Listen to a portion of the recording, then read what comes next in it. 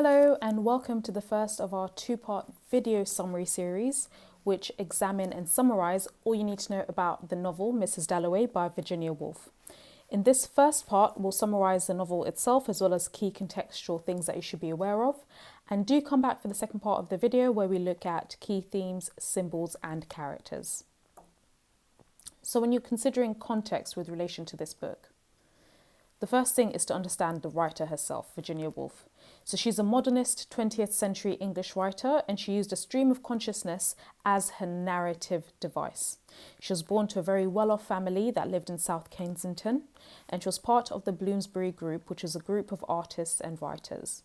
Throughout her life, however, she was troubled with mental illness, which caused her sometimes to be hospitalised, and she wrote mainly in the interwar period. This is the period between 1918, which is the end of the First World War, and 1939, which was the beginning of the Second World War. So do be aware of that.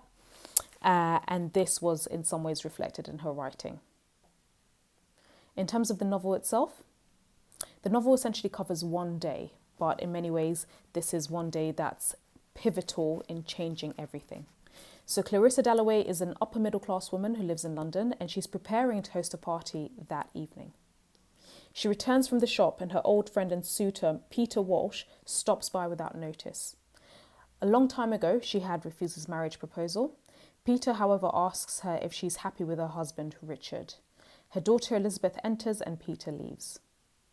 The story changes to Septimus, who is a World War I veteran who is injured and now suffers psychologically, more specifically post-traumatic stress disorder or PTSD. He's in Regent's Park with his wife Lucrezia, and they are awaiting his appointment with a great psychologist.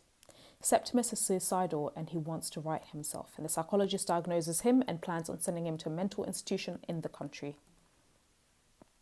Richard Dalloway is dining with Hugh Whitbread and Lady Brunton. He returns home with roses and intends to tell Mrs. Dalloway that he loves her. He cannot and finds it has been too long since he has said it. Mrs. Dalloway reflects on the space between people and how even her own husband doesn't know everything about her. Septimus and Lucrezia are in the apartment waiting for doctors to come and take him away. When the doctors arrive, Septimus panics and, to avoid his fate, jumps from a window to meet his death. Peter hears the ambulance going to get Septimus as he walks to Mrs. Dalloway's party. Sir Bradshaw arrives to the party late, and his wife explains that one patient, Septimus, has taken his own life. Mrs. Dalloway contemplates this and admires Septimus for not compromising his soul to men like the doctor. However, she feels partially responsible as a comfortable upper-class woman. So that's all when it comes to the novel and understanding the key context and the summary. If you enjoyed this novel, this summary, do give us a thumbs up and subscribe to our channel. Do come back also for part 2 of this summary where we look at the key characters, themes and analysis. Thank you.